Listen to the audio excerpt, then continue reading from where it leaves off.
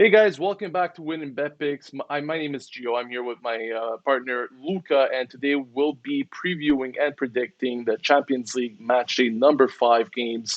We got two games that we're covering on Tuesday, and that is Borussia Mönchengladbach against Inter Milan, as well as Liverpool against Ajax, and two games on Wednesday. We got Manchester United against PSG and Borussia Dortmund against Lazio. How are you doing today, Luca? I'm doing very well, thank you. Excellent. So let's get right into it with Borussia Mönchengladbach against Inter. The Germans have been in command in this group, currently sitting with 9 points on top of this group. They picked up two huge wins against Shakhtar Donetsk. 10 goals in the making in those two fixtures, zero against. They really been the surprise of the tournament, in my opinion, so far. Wasn't expecting them to do so well.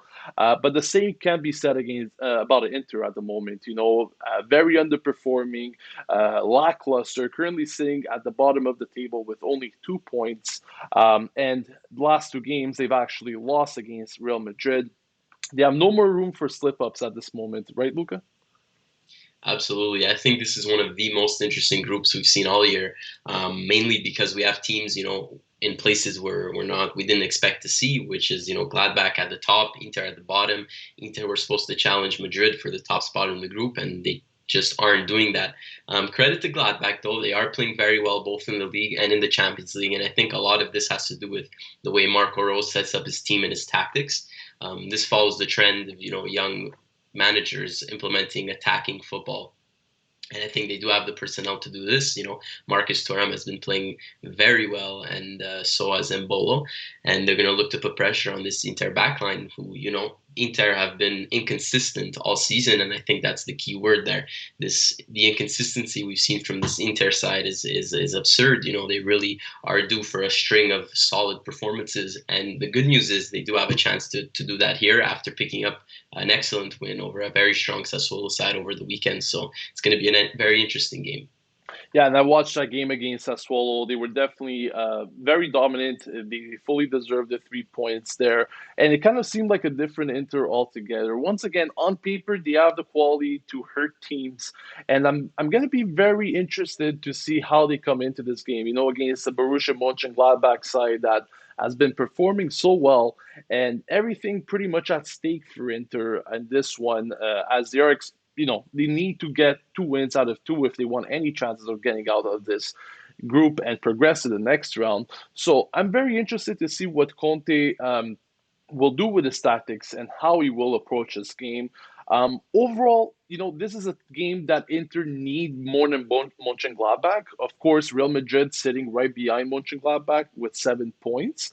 But Inter is definitely the more desperate team coming into this one. I'm expecting them to come full out. And I think they can pick up a good result here at the end of the day. However, to be safe and not be too risky in terms of the prediction in this game and our final pick, we've decided to go with Inter draw no bet, which means that if they do tie this game, you get your money back, and you're getting quite some good value out of that result. Of course, if you're feeling a bit more ballsy, you can definitely go with Inter straight. But at the end of the day, I think Inter draw no bet is quite the safe play here. I just can't see them losing 3 games in a row in the Champions League. Mm. Moving on, we got Liverpool against Ajax. Liverpool in command in this group right now with 9 points. Ajax sitting right behind them with seven. They've been performing really well. But let's not forget Atalanta as well. Right now, 7 points for them, tied with Ajax. And this is a big round because Atalanta is playing Midtjylland. Sorry if I mispronounced that name, but they're expecting to win that game. And Liverpool and Ajax will definitely keep their eyes peeled on that game and see, what sort of result might come in there. Liverpool did not have a good week last week. Of course, losing against Atalanta and then dropping some points against Brighton in the very dying moments of that game. Klopp was not happy whatsoever, and I don't think he had any reason to be happy there, Luca. Absolutely not. Yeah, I think what we've seen here from this Liverpool side is two extremely uncharacteristic performances, and Klopp is going to demand a bounce back game, not only for their Champions League hopes, but to bring that form into the league, which they want to win and repeat as champions. But ultimately, this Liverpool side is riddled with injuries, and we're starting to see this take effect. Key players: Gomez, Virgil van Dijk, Trent. These are irreplaceable players, and luckily their attacking players have managed to stay healthy, and they've actually added, Jota into the mix, which is, diversifying that offense a little bit. But yeah, it's going to be interesting to see how they cope with these injuries, and Ajax are no stranger to scoring goals.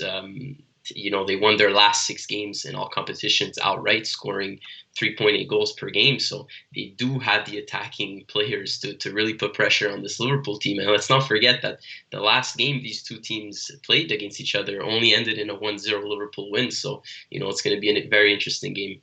Yeah, and I was just about to mention that, that result was pretty uncharacteristic of how these two teams usually play. We usually see lots of goals between them. But yeah, Liverpool definitely have a statement to make. And like you said, Luca, we're looking for them to bounce back in this one. We're going with a Liverpool win at Anfield.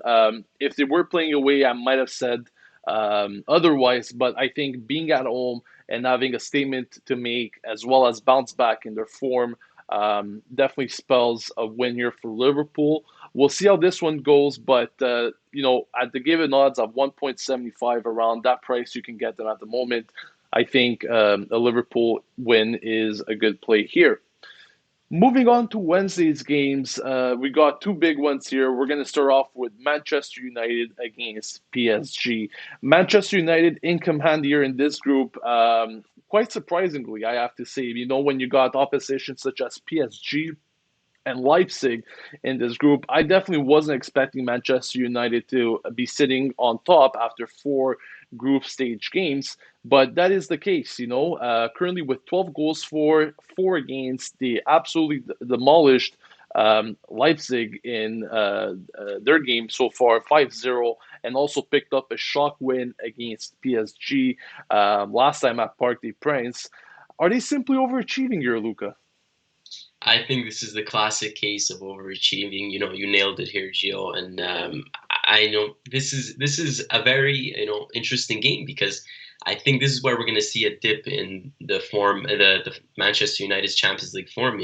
Everything offensively goes through Bruno Fernandes, and they really are missing some secondary players to assist him. And you isolate Fernandes, and what happens to this team? Suddenly they can't score goals as easily. And an interesting storyline to keep an eye on is if Cavani gets a start, after scoring 2 goals over the weekend. He definitely will have a chip on his shoulder and have something to prove against his old club, PSG. And on the flip side, PSG are coming off some weak performances, a 3-0 loss to Monaco and a 2-2 tie to Bordeaux. PSG should be winning these games outright with the personnel they have, a healthy squad as well, which is very rare for this PSG team. And I'm very interested to see how Moise Kean, continues to grow at this club. Of course, he's on loan, but he's developed some great chemistry with Mbappe and Neymar. So yeah, I think that's a key factor there. Yeah, I'm interested to see if he's actually going to play a part in this game. Speaking about that Monaco game, I've actually watched that, and Mbappe and Keane seem to have a very good chemistry between the two. And I definitely see Keane as being one of the young prospects, that could definitely have a good career.